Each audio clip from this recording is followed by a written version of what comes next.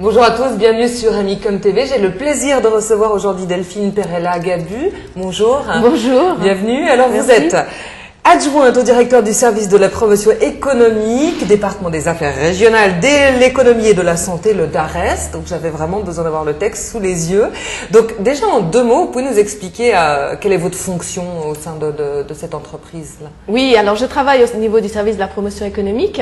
Je m'occupe principalement de la promotion endogène, plus particulièrement du guichet pour entreprises, dont les objectifs c'est d'aider les porteurs de projets qui ont envie de s'installer, qui ont envie d'ouvrir leur entreprise. Ça va aller de l'examen du business plan jusqu'à le choix de la structure juridique, en passant par des considérations et des questions fiscales. Mais ça peut aussi être des entreprises qui sont déjà basées à Genève et qui rencontrent certaines difficultés. Dans certains cas, on sert également d'interface entre l'entreprise et d'autres services de l'État pour essayer de faire bouger les choses et d'arranger un peu tout le monde. Mais quand vous parlez de la santé, juste en un exemple, vous intervenez aussi à ce niveau-là. Alors la promotion économique dépend effectivement du DARES, donc de Monsieur Pierre-François Inger.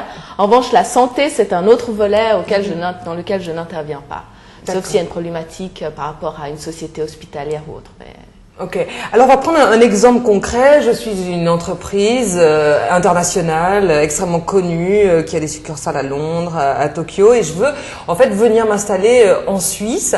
Alors est-ce que c'est possible? Est-ce que c'est facile? Je passe par vous. Comment se passent les choses? Oui, alors c'est possible et c'est pas trop compliqué non plus. Donc évidemment l'idéal c'est que vous veniez directement au niveau de la promotion économique.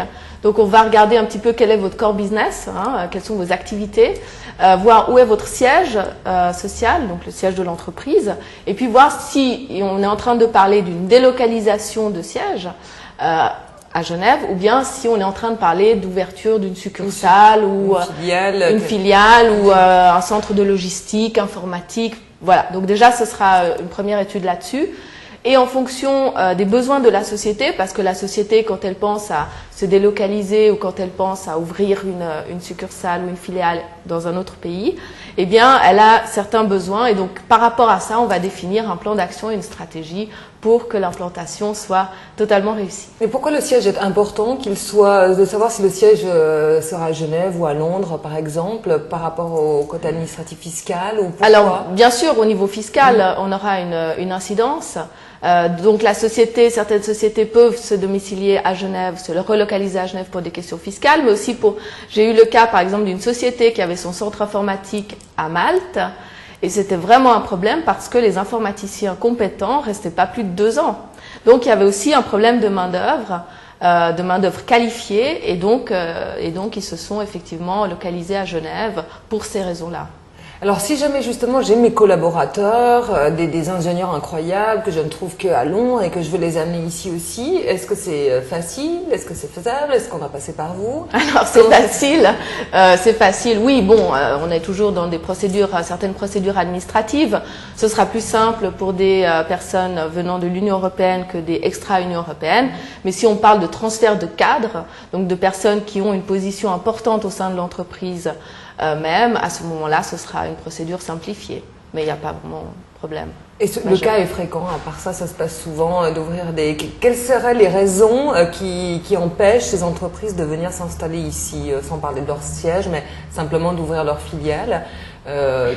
Elles pourraient être diverses et variées, parce que le marché peut-être n'est pas adapté à leurs prestations, parce que le marché genevois, c'est un marché qui est quand même particulier, on ne parle pas de New York ou de Londres.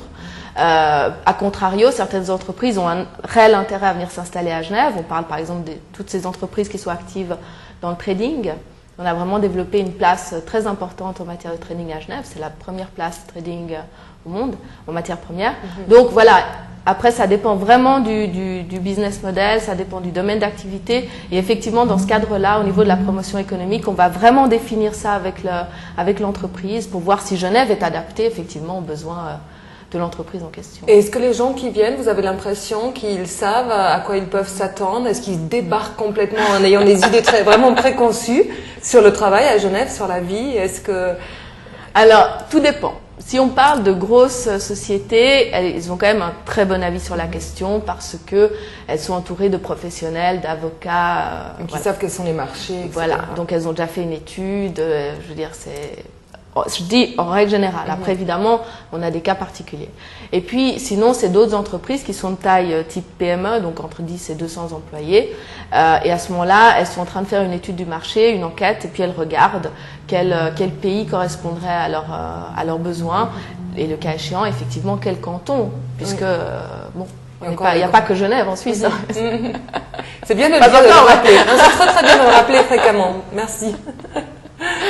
Ok, un dernier conseil peut-être à apporter? Un dernier conseil pour les gens pour les entreprises qui veulent s'implanter, c'est on est à disposition au niveau du service de la promotion économique. On se définit comme la porte d'entrée aux entreprises pour éviter qu'elles perdent leur temps à appeler 15 services de l'État et pour être aiguillées. Voilà, pour être aiguillées. On se veut vraiment la porte d'entrée de l'aide et du soutien aux entreprises. Delphine Perla-Gabu, merci beaucoup. C'est moi qui vous remercie. On se retrouve bientôt pour une autre thématique. Au revoir.